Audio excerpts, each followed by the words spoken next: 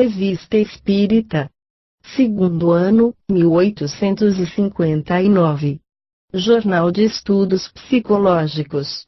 Publicada sob a direção de Allan Kardec. Abril de 1859. Fraudes espíritas. Aqueles que não admitem a realidade das manifestações físicas, geralmente, atribuem à fraude os efeitos produzidos. Baseiam-se no fato de que os prestidigitadores hábeis fazem coisas que parecem prodígios quando não se conhece seus segredos, de onde concluem que os médiuns não são senão escamoteadores. Já refutamos esse argumento, ou antes, essa opinião, notadamente nos artigos sobre o Sr. Home, e nos da revista de janeiro e fevereiro de 1858, sobre isso não diremos, pois, senão algumas palavras antes de falarmos de uma coisa mais séria. Do fato de que há charlatães que vendem drogas nas praças públicas, de que há mesmo médicos que, sem irem à praça pública, enganam a confiança, segue-se que todos os médicos sejam charlatães, e o corpo médico, com isso, é atingido em sua consideração. Do fato de que há pessoas que vendem tintura por vinho, segue-se que todos os vendedores de vinho são adulteradores e que não há vinho puro. Abusa-se de tudo, mesmo das coisas mais respeitáveis, e pode-se dizer que a fraude tem também seu gênio.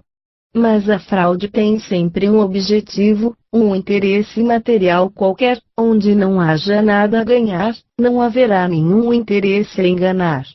Também dissemos, em nosso número precedente, a propósito dos médiuns mercenários, que a melhor de todas as garantias é um desinteresse absoluto.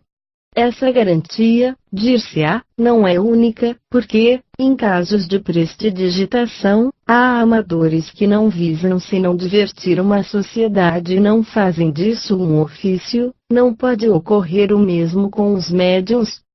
Sem dúvida, pode-se divertir um instante divertindo os outros, mas para nisso passar horas inteiras, e isso durante semanas, meses e anos, seria preciso, verdadeiramente, estar possuído pelo demônio da mistificação, e o primeiro mistificado seria o mistificador. Não repetiremos aqui tudo o que se disse sobre a boa-fé dos médiuns, e dos assistentes, que podem ser o joguete de uma ilusão ou de uma fascinação. Nós o respondemos 20 vezes, assim como quanto a todas as outras objeções para as quais reenviamos notadamente a nossa instrução prática sobre as manifestações, aos nossos artigos precedentes da revista. Nosso objetivo aqui não é de converter os incrédulos, se não foram pelos fatos, não serão mais pelo raciocínio, seria, pois, perder nosso tempo. Ao contrário, nos dirigimos aos adeptos para preveni-los contra os subterfúgios, dos quais poderiam ser vítimas da parte de pessoas interessadas, por um motivo qualquer, em simular certos fenômenos. Dizemos certos fenômenos, porque os há que desafiam, evidentemente, toda a habilidade da prestidigitação, tais são, notadamente, o movimento dos objetos em contato, a suspensão dos corpos pesados no espaço, as pancadas de diferentes lados, as aparições, etc., e ainda, para alguns desses fenômenos, poder-se-ia, até certo ponto, simulá-los, tanto progrediu a arte da imitação.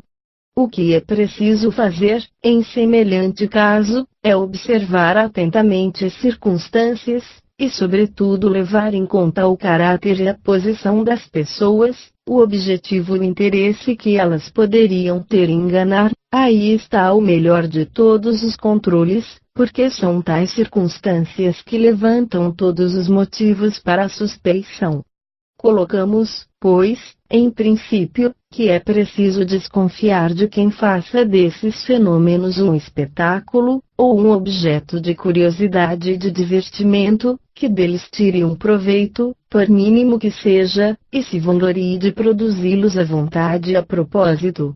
não poderíamos repetir demais que as inteligências ocultas, que se manifestam a nós, têm suas suscetibilidades, e querem nos provar que também têm seu livre-arbítrio, e não se submetem aos nossos caprichos. De todos os fenômenos físicos, um dos mais comuns é o dos golpes íntimos batidos na própria substância da madeira, com ou sem movimento da mesa ou de outro objeto do qual se sirva. Ora, esse efeito é um dos mais fáceis de serem imitados, e como é também um dos que se produzem mais frequentemente, cremos ser útil revelar a pequena astúcia com a qual se pode enganar.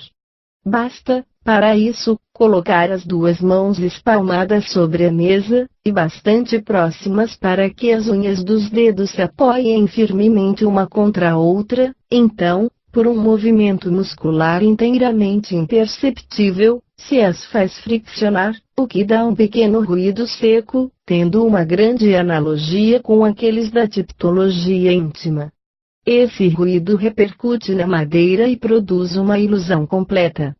Nada é mais fácil que fazer ouvir a quantos golpes se peça, uma bateria de tambor, etc., responder a certas perguntas, por sim ou por não, por números, ou mesmo pela indicação de letras do alfabeto. Uma vez prevenido, o meio de se reconhecer a fraude é bem simples. Ela não é mais possível se as mãos forem afastadas uma da outra, e assegurando-se que nenhum outro contato pode produzir o ruído.